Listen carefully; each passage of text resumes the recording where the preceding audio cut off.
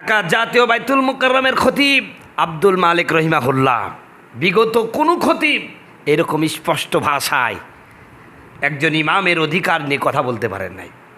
তিনি বলেছেন এটা বাংলাদেশের জাতীয় মসজিদ, অথচ বাংলাদেশের জাতীয় কোনো ইস্যুতে জাতীয় মসজিদের কোনো মতামত নেওয়া হয় না। লালবাগ শাহী জামে মসজিদের ইমামের কোনো মতামত নেওয়া হয় না। চকবাজার শাহী জামে মসজিদের কোনো মতামত নেওয়া, মসজিদের খতিবের কোনো মতামত নেওয়া হয় না। আন্দরকিল্লা শাহী জামে মসজিদের ইমামের কোনো মতামত নেওয়া হয় না। ইমামের কাজ শুধু ঝাড়ফুঁক দেওয়া।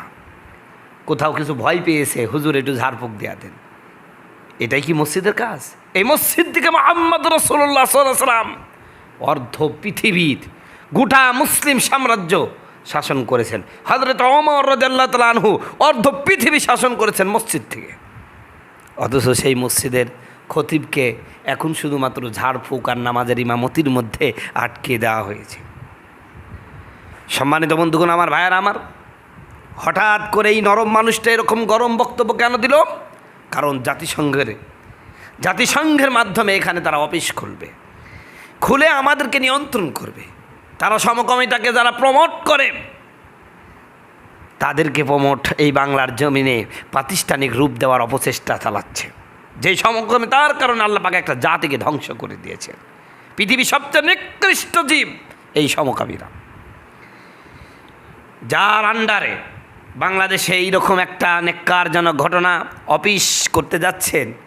বাংলাদেশে যাকে দায়িত্ব দেওয়া আছে তিনি একটা সমকামী খতিব, নরের মানুষ। এইরকম জঘন্য অপকর্ম তিনি সহ্য করতে পারেন নাই। ডাইরেক্ট বলে দিয়েছেন, আমি জাতীয় মসজিদের ইমাম, অথচ আমাকে জাতীয় পর্যায়ের কোনো পরামর্শক হিসাবে আমাকে নেওয়া হয় না।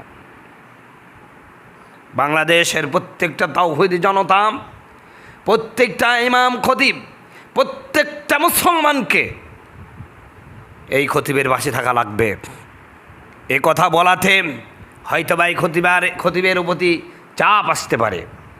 আমি আব্দুল মালিক দামাত বারকাতুহু আলিয়া জাতীয় মসজিদের খতিবকে বলি, আপনি এভাবে করে হক কথাগুলো বলেন, এই বাংলার কারো পাওয়ার ক্ষমতা নাই আপনার একটা চুল ধরে টান দেওয়ার। ইনশাআল্লাহ আপনার ডানে বামে সামনে পিছন থেকে আমরা আপনাদেরকে সহযোগিতা করবো ইনশাআল্লাহ। আপনি কথা বলুন, এই জাতীয় মসজিদটা প্রকৃত জাতীয় মসজিদের রূপ দেন, আপনি এভাবে বলতে থাকেন। সে সাথে ডক্টর ইউনূস সহ বর্তমান সরকারের প্রতি উদাত্ত আহ্বান জানাচ্ছি। সবগুলোই তো পশ্চিমা ধাঁচের লোক বানাইছেন, ওরা তো ওই পশ্চিমা প্রভুদের তৈরি করা নিয়ম নীতি আমাদের উপর চাপিয়ে দেওয়ার অপচেষ্টা আমি চালাবে, আমি জানি। তার বাস্তব প্রমাণ হলো নারী নীতি বা নারী কমিশন, যেখানে সবচেয়ে নাম করা নাস্তিকগুলোকে ওইখানে ঢোকানো হয়েছে।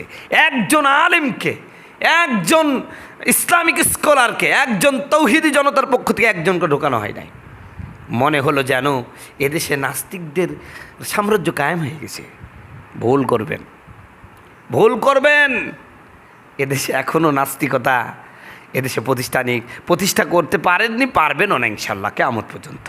বাংলার জমিনে তসলিমা নাসরিন, আসিফ মহিউদ্দিন আসাদ, নূর লুপার মতন এদের মতন কুলাঙ্গারের যেমন জায়গা হয় নাই, আপনারা এই অপকর্ম করলে আপনারা বিদেশে পালাতে পারবেন না, এটা মনে রাখবেন।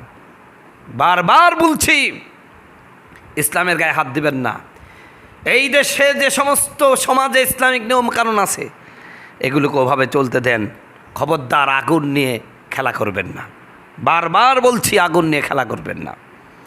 সম্মানিত বন্ধুগণ, আমার ভাইয়ের, আমার জাতিসংঘ অফিস করুক বা যাই করুক, কোনো দুরভিসন্ধি যদি থাকে আমরা তা প্রতিহত করব ইনশাআল্লাহ, আমরা প্রতিহত করব। সে সাথে সকলকে সতর্ক থাকতে হবে, কারণ এখন যারা উপদেষ্টা মণ্ডলীতে আছে ম্যাক্সিমাম এনজিওর সদস্য, এনজিও দ্বারা সুদের সাথে কাজ করে, এদের বিশ্বাস নেই। আল্লাহ বলছেন যারা সুদ খায় তারা আল্লাহ এবং আল্লাহ রসুলের সাথে বিদ্রোহ ঘোষণা করেছে, যুদ্ধ ঘোষণা করেছেন। অতএব এদের বিশ্বাস নাই। ওরা কমনে কি করে যাবে তার ঠিক নেই। অলরেডি তারা জমিতে যে আমাদের ইসলামিক যে ভাগ আছে ওইটার উপরে হস্তক্ষেপ করা শুরু করেছে।